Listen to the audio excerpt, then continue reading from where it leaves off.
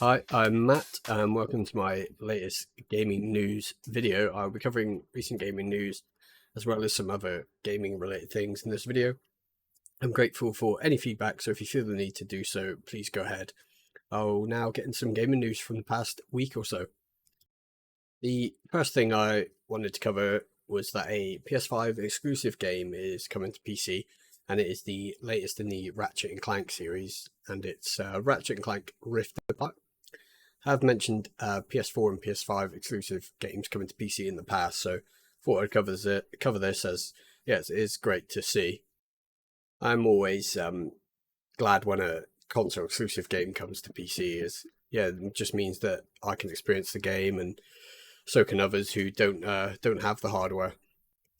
And I do have a PS4, but not a PS5 yet. I may end up getting one in the future.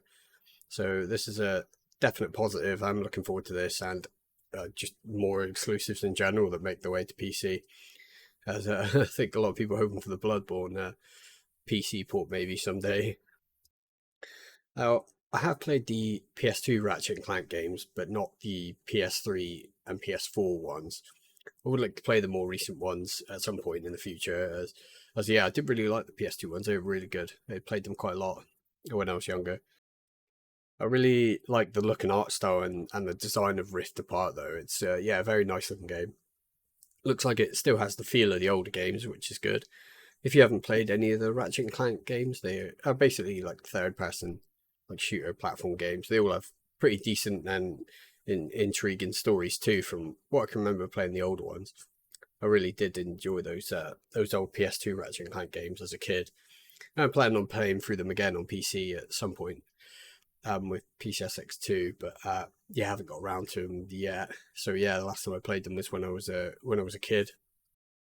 I yeah, might have to grab Rift Apart at some point, but I'm gonna wait and see how it turns out and release. Hopefully, all goes well. The PS5 version has very good review scores, and hopefully the PC port will turn out really good too. The PC port has actually been developed by Nixxes Software, I think that's how you pronounce it, who previously did the PC ports for both the Marvel Spider-Man remastered games. Yeah, and those turned out pretty good. So I expect Rift Apart on PC to be a decent port too. On the PS5, the game, yeah, looks really nice actually. So I expect if you want to run it at higher resolutions or settings on PC, you likely need a fairly high end PC. But luckily, PCs they're so scalable; it would probably play on a range of hardware. I would usually cover this next bit in my tech news videos, but I feel it's appropriate here instead of saying go check that for the requirements. But yeah, I'll go over them here. So these are the PC specs that were given out in the PlayStation blog, and I'll link that in the description in case you wanted to check for yourself as well. So these are like general guides for the specs, but yeah, they'll likely run on all sorts of PCs. So starting with the minimum, which is 720p 30 FPS, very low settings, that will require apparently a GTX 960 or RX 470 GPU wise. CPU wise, looks like it will require an i3 8100 or a Ryzen 3 3100 and 8 gigs of RAM, system RAM. Next, the recommended is 1080p at 60 FPS with medium settings. This will require an RTX 2060 or RX 5700 level GPU paired with an i5 8400 or Ryzen 5 3600 and 16 gigs of RAM. For the high settings, so this is 1440p at 60 FPS or 4K at 30, you'll need an RTX 3060 Ti or an RX 6800 with either an i5 11400 or Ryzen 5 5600 or equivalent, and 16 gigs of RAM again. Next up, we'll go over the two ray tracing PC specifications given. So starting with the amazing ray tracing preset, so that's 1440p at 60 FPS and 4K at 30 FPS again, with high settings and high ray tracing. You will need an RTX 3070 at least. By the looks of it, it doesn't mention AMD GPU, but I'll cover this in a minute. CPU required will be an i5 11600K or Ryzen 5 5600X, and again 16 gigs of RAM. The final spec given is the ultimate ray tracing. This is 4K 60 FPS with high settings and very high ray tracing. This will apparently require at least an RTX 4080, but again, it doesn't specify an AMD GPU. CPU wise, it recommends a 12700K or Ryzen 95900X and actually 32 gigs of RAM. But yeah, so that's the main specs. But yeah, as long as you've got something equivalent, I guess it will run at the similar or on the similar presets. So yeah, it's very likely it'll run on all sorts of configurations, as PC games usually do. And all presets recommend an SSD, and the game will take up at least 75 gigabytes of space on release. Looks like the minimum specification does hint it will run on a hard drive, but I'll cover that in a minute. They also recommend using DLSS in combination with ray tracing. This is probably why they didn't include AMD GPUs in the ray tracing. Higher end AMD GPUs will likely run the game with ray tracing, but it might be best to wait and see performance reviews before buying the game, especially if you want to see more information on the game's ray tracing performance. It does actually detail, though, further down that details regarding, this is quoting that on their page, details regarding ray tracing support for AMD GPUs coming soon. So maybe keep an eye out for that. As I said, it will most likely run on a smorgasbord of PC hardware configurations. There's so many different mixes of hardware you can have. But yeah, definitely wait on reviews if you're unsure that your PC will run it sufficiently. And they also said that the game will feature Direct Storage 1.2. So for the best experience, I would imagine this will require a fast, most likely high-end PCI 4.0 or above NVMe SSD. Although interestingly, they have said it is compatible with SATA SSDs and hard drives. So I'm interested in seeing how performance may change with those storage mediums. That will be quite an interesting one to check out on release, when they do like performance reviews and things on YouTube. And yeah, so Ratchet and Clank Rift Apart is releasing onto Steam on the 26th of July and will be, I think, £50 or about $60 on release. I might cover the game more in the future, especially if I end up buying it later on. So yeah, looks really good. The next bit of news I cover is apparently The Last of Us Part 2 may be getting a remaster already. So this was revealed seemingly by accidentally by the game's composer, who was also the composer for the first game, I believe. He mentioned that Naughty Dog were developing an enhanced version of The Last of Us Part 2. In this new version of the game, I believe, I don't know if it's in the standard version, you will be able to make the composer play certain tracks as he makes a cameo appearance at some point in the game. So The Last of Us Part 2 is a PS4 game, but can be played on the PS5 through backwards compatibility. It even installs a PS5 patch when played like this via the disc version, going by what I've read.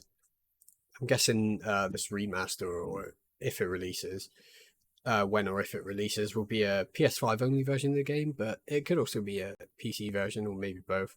Hopefully they release at the same time, but that's not generally certain. It also looks quite far off. I would be surprised if it released in the next couple years or so. So yeah, this sounds good, but Part 2 only came out in June of 2020, so I'm unsure whether there would be much point getting it if you already have the PS4 and 5 versions. Hopefully it does come out, or if it does come out, it'll be reasonably priced.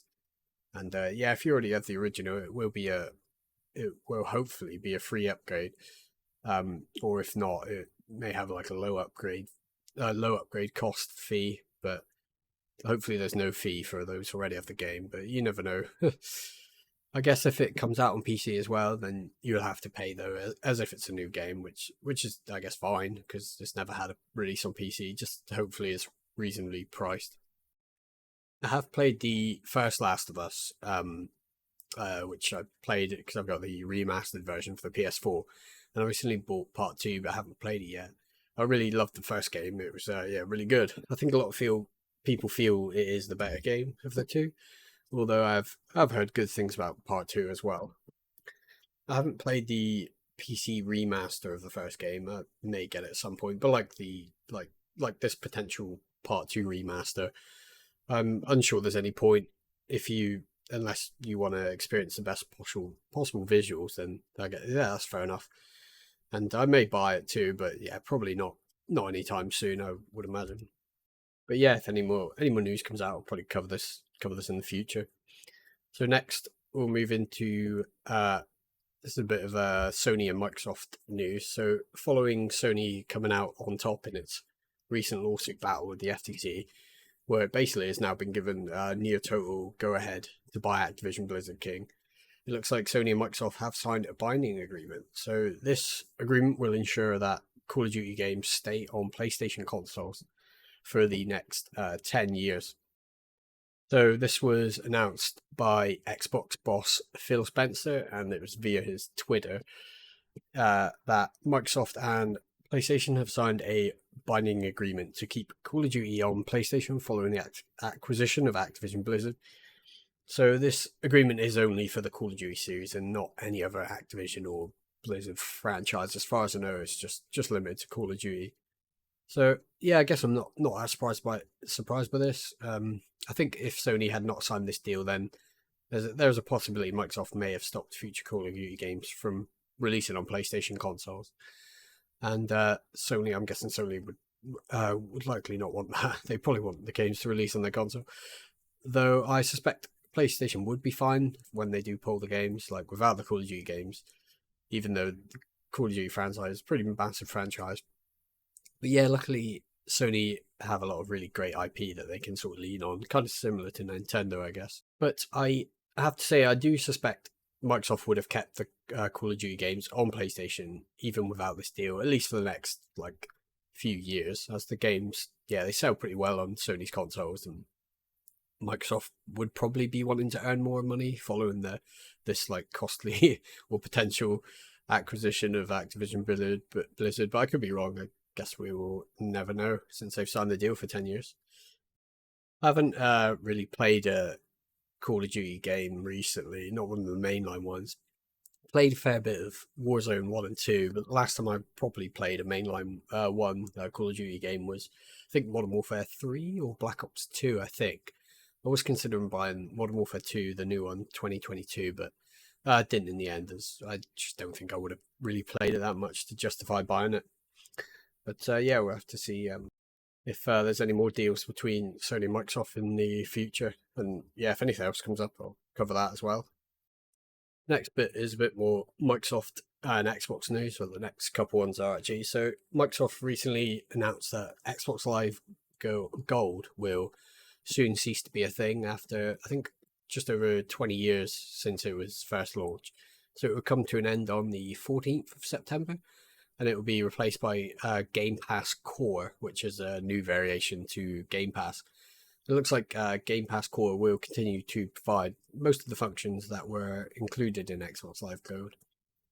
It will cost $9.99 a month, the same price as, I believe, PC Game Pass at the moment, and will include 25 games, which are playable on the Series X and S and Xbox One consoles.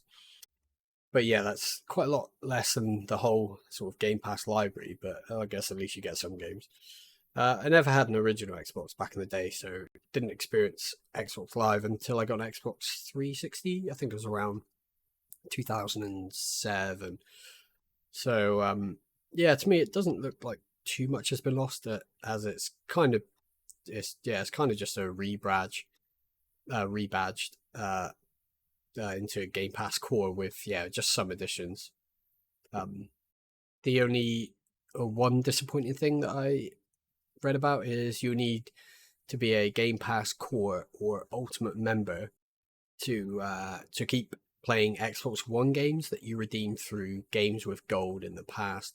This will not be the case with the Xbox 360 from what I saw, and Xbox 360 games will apparently stay in your library even without a Game Pass subscription if you redeem them through the service. But yeah, if Xbox One games, weirdly, you have to keep the subscription running to be able to play those games with gold games, which is a bit of a pain, I guess. So yeah, the next story is more Xbox news. So yeah, it's quite an interesting one actually. The old Xbox 360 Call of Duty servers have been brought back online, and the specific games whose servers have been brought back are Call of Duty Black Ops 1 and 2 and Modern Warfare 3 at the moment. Yeah, all games have seen a relatively large number of players playing these games online again, following these server revivals. Apparently, Black Ops 1 has seen as many as around 123,000 players return to it on the Xbox 360. Black Ops 2 had around 11,500 players, and Modern Warfare 2 had, I think, almost 80,000 people playing it. I have to say, I'm quite surprised how many people still have Xbox 360s, but yeah, this is great news, and hopefully the servers stay up for the foreseeable future. I mentioned in another video I bought an Xbox 360 as I lost my original Xbox 360, so I might have to give it a go and play some of these games online just to experience it again. I still have copies of both Call of Duty 3 and Modern Warfare 2, but not the Call of Duty games that have had their servers rebooted. So I may have to pick up copies of Black Ops 1, maybe Modern Warfare 3, just to try this, as they go for like a few pounds these days. They're not too expensive. But yeah, also not certain how long these servers will be up. It seems this server revival is maybe related to the Microsoft and Activision deal. So I guess depending on the outcome of that, the servers may be shuttered again. But yeah, we'll just have to see with that one. But yeah, it's generally really cool actually that they did this. So the next bit of news is some remaster news, I guess. So this is the first game in the Stronghold series of RTS like castle sim games is being remastered. So this remaster is going to add Steam Workshop support, which is great, and new historical and narrative campaigns. So the graphics will be receiving an update too, and the game's music will also be remastered. I think it will also have multiplayer support through Steam, which is cool. I was a bit surprised at this, as there are already HD versions of Stronghold and Stronghold Crusader, the second game. So I wasn't really expecting this. Seems like it will be an improvement over the HD version of the game. So we added things like a new campaign among other cool stuff, like the Steam Workshop and that. So mod support, that'd be great. So if you never played any of the Stronghold games, they do usually go on sale on GOG and Steam, or I guess you could just wait for this release. I would imagine they'll give the sequel Stronghold Crusader the same treatment too at some point. At least I'd hope so. Especially if this one goes well, they could probably get that out quite easily. I have heard a lot of things about the Stronghold games, especially the older ones. I haven't heard. I've heard sort of mixed stuff about the newer ones. I think Stronghold Warlords is the newest one. It came out a few years ago, maybe, but I haven't heard much on that. And I do have Stronghold HD and Stronghold Crusader on GOG, but if this definitive edition is like an actual big upgrade, I may pick it up on sale at some point. And it is releasing later this year, so I think on the 7th of November actually, so a few months away.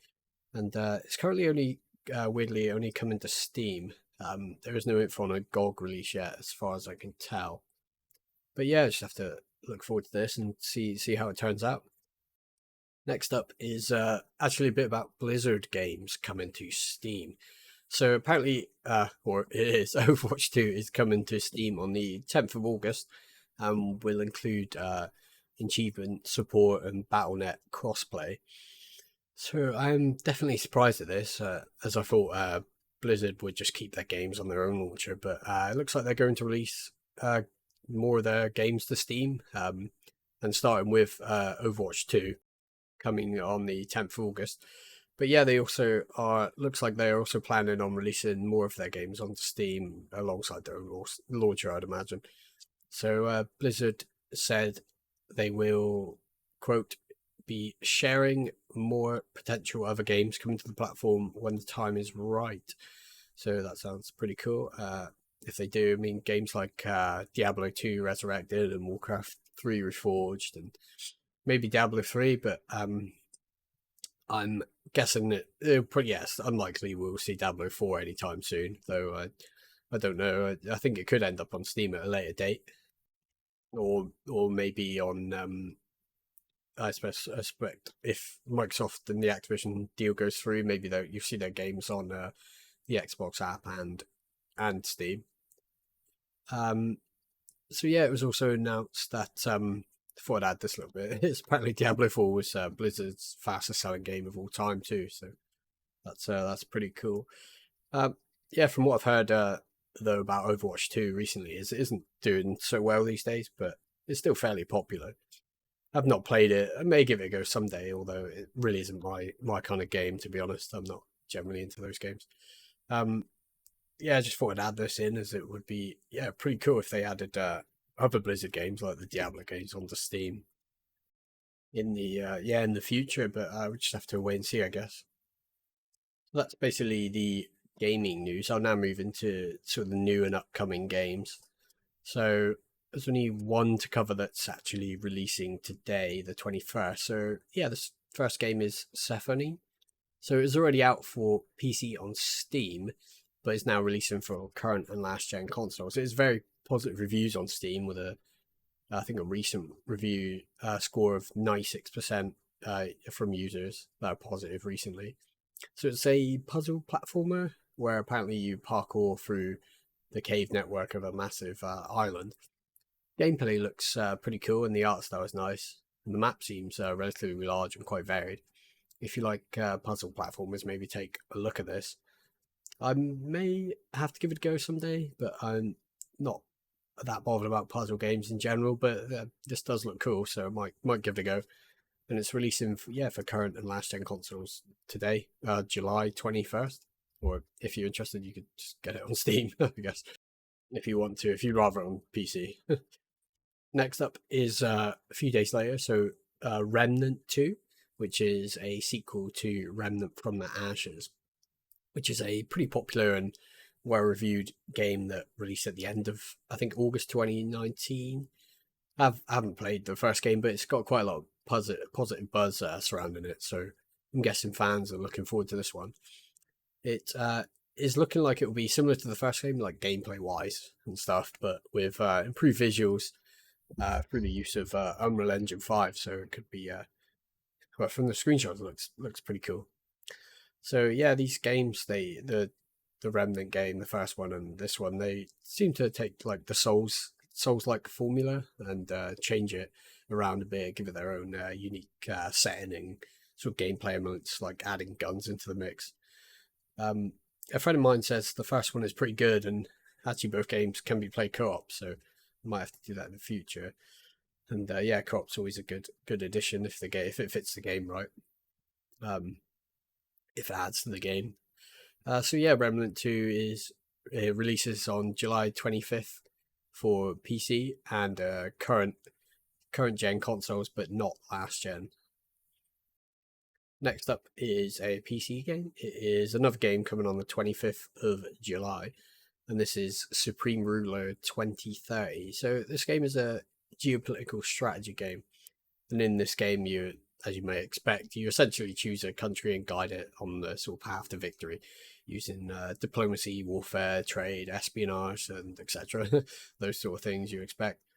It does say in the description it is an updated and remastered addition to the Supreme Ruler game series. So I'm guessing that maybe it's an updated Supreme Ruler 2020 Gold, which I think that actually came out in 2008, I think. So, but yeah, interestingly, it seems Paradox did publish some of the older games in the series, but this is published by the developer themselves, I believe, now. And the developer is actually Battle Goat Studios. So yeah, they're publishing it themselves now, from as far as I can tell. Yeah, weirdly, even though I do like my strategy games, I've never really looked into the Supreme Ruler games. I may pick one up. Maybe Supreme Ruler Ultimate seems like the one to sort of start with, because yeah, it's sort of a few of the older ones rolled into one, I believe. So this Supreme Ruler Ultimate covers from World War II until sort of the near future.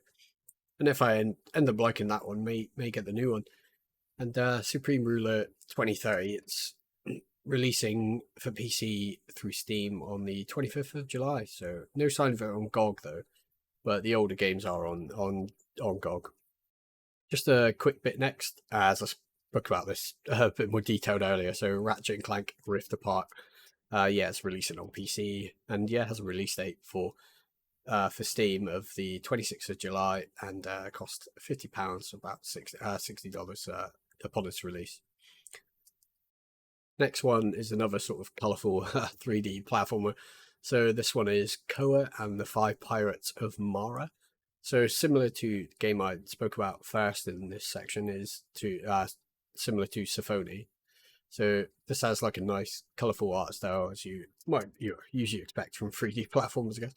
It does seem less puzzle and more like action orientated than Symphony. So if you prefer that more action side, yeah, maybe this would be the platform to check out. And the developers, there's a couple of different developers for the game, I believe. So they've made similarly like graphically looking games in the past, but in like different genres. So one of the games I checked that looks cool is Ancora Lost Days, which is it's an interesting sort of colourful looking survival game actually. But yeah, this one, Koa and the Five Pirates of Mara, is actually releasing for PC as well as current and last gen consoles on the 27th of July. The next game is a Telltale game actually, and this one is The Expanse, a Telltale series. I thought actually Telltale had like completely shut down, and I guess they kind of did, but it turns out that a company called LCG Entertainment Incorporated had bought the rights to most of their like original Telltale's original like intellectual property, and announced that they'd be bringing Telltale titles back. So that's pretty cool if they do it well and don't mess with it too much, I guess. So this is the first new game from the new studio, which is still called Telltale. And yes, as far as I can tell, it is a prequel to the TV series The Expanse, which is a science fiction series. I've not actually watched it. So the game is being co-developed with Deck 9, who have also made a number of positively received games, including the Life is Strange games. So it looks to have the same gameplay though as the other Telltale games that in the past they've been known for, but with it looks like a bit more interactivity, it seems. So that could be good. It'll be episodic, so that's what I think. Pretty sure that's what the old Telltale games, most of them were episodic. So yeah, so I have 4 of the original release, and then 4 additional episodes coming bi-weekly after its release. And yeah, so The Expanse, a Telltale series, is releasing on the 27th of July for current and last gen consoles as well as PC. Though on PC it will be an Epic Store exclusive for the first year. So the final upcoming game I'll cover is Grand Empress or Grand Emprise Time Travel Survival. So this actually looks quite interesting, but it seems a bit rather a bit ambitious, as it's a survival game where the main unique gameplay element is actually sort of time travel. So I'm interested to see how this pans out. It's quite a novel concept, I feel, for survival games, time travel anyway. So hopefully they pull it off and it works out well, but just have to see for release. I'll check out back on it, I think, on release. And yeah, it looks like there's a lot going on in this game. If you look at the images and the videos on the screenshots and the videos on Steam and online, it looks quite quite a lot going on, quite ambitious. So hope the developers can manage to combine all the stuff they're showing into something that turns out to be a good game. They have made other games, but these seem much smaller in scope than this new one, Grand Emprise Time Travel Survival, and it is releasing for the PC through Steam on the 27th of July. So that's the new and upcoming games covered for this episode, and I'll move on to some game deals actually. So actually Sony is currently running its PlayStation Store summer sale, so go check that out if you have a PS4 or PS5. I will cover some of my picks from those deals here next. So starting with a game I spoke about earlier, actually, The Last of Us Part 2 is currently 50% off on the PlayStation Store and is £17.50 or $20. But do consider what I said earlier about before buying this, as it may be getting a remaster that you may need to buy it again to experience that. Although this probably won't be coming anytime soon, so maybe not worry about it too much, but I could be wrong. And then The Last of Us Part 1. This is the recent remaster for that game. It's also on sale, but it's only 25% off and is still around £50 in dollars. And the old remaster of the other one, of the Last of Us, the PS4 remaster, is also on there, but it's not on deal from what I can see. Next up is Bloodborne. So this is another great deal, especially if you're into like Souls-like games. This time with sort of gothic Victorian twist. So this is a very, very positive reviewed game. One of probably From Software's best games for some people. I do have a copy of it for the PS4, but if you want to buy it digitally on PlayStation Store, it's 50% off and £7 for £8 or $10. So that's a really good price if you for that game. Jeez, that is pretty great. And on to Elden Ring next. So another From Software game. Also has a discount of 30% off and is selling for, I think, £35 or $42. So this is for the PS4 and PS5 editions. So you can buy this and you should be good to play it on both systems. I've played a fair bit of Elden Ring on PC and it is a very good game. Definitely take a look if you're into Souls games and haven't tried it yet. But it's a very popular game, so I would imagine most people probably heard of it. But yeah, this might be a good time to get it if you haven't yet on a PlayStation console. Another PlayStation, or it was a PlayStation exclusive at one point. So both of the mainline Horizon games are on deal. So Horizon Zero Dawn is 50% off, and that's £8 or $10, which is pretty good, I'd say, for that. And Horizon Forbidden West, the newest one, the PS4 version is 43% off. It's about £34 or $30. And the PS5 version is on a lesser deal, but it's 38% off, about £43, about $40. So I do have Horizon Zero Dawn actually on PS4, but I haven't. Another game I haven't played yet. If you're wondering, Matt, why haven't you played any of your PS4 games? So basically, I bought a bunch of PS4 games recently, and I haven't played my PS4 in a few years, and just thought, why not get some of the big PS4 exclusives that I didn't end up buying and just play them? But I just haven't got around to playing them yet. So bought them fairly recently, I guess. And just been playing other stuff, mainly on PC at the moment. But we'll we'll hopefully get around to playing these at some point. So next up is Ratchet and Clank Rift Apart. I spoke about this a fair bit this episode, but this is obviously, as I said, coming to PC soon, as I covered earlier. So maybe wait for that if you'd rather play on PC. But it's currently on sale on the PlayStation Store if you wanted it on PS5 instead, and it's actually 50% off, so £35 or $29. And I think I'll cover a few Steam deals quick next, in case you aren't interested in the PlayStation Store deals. So first up is the Borderlands games. They're on sale until the 31st of July, including Tiny Tina's Wonderlands, which I think is the latest one, and Borderlands 3, and they are 67% and 85% off respectively. I have played the older games in this series, but not these newer ones. I do want to try Borderlands 3. It looks really good actually at some point, and I think I'll pick it up in the future. Next is Maneater. So this is an open world game where you play as like a man-eating shark, I guess. It has like RPG elements, and you can upgrade your shark, and there seems to be a fair bit of customization actually. I guess there's a little like kind of reminds me a bit of some of the like older like PS2 games, especially Jaws Unleashed, which is a game I really liked back in the day, but it seems a bit of a like cult classic or like hidden gem these days. Don't really hear much of it anymore. But I do. I think I'm going to give Maneater a go at some point. I'm pretty sure I'll enjoy it. It looks really good. But it is 65% off until the 24th of July, so a few more days. And it is also available on Game Pass, but if you want to own it through Steam, like now might be a good time while it's on deal there. And the final Steam deal I'll cover is Ace Combat 7 Skies Unknown. So the Ace Combat games are, they're pretty good arcade style, like combat flight simulation games. So in these games, you control like a jet combat aircraft and undertake missions around like a fictional but like modern day inspired world.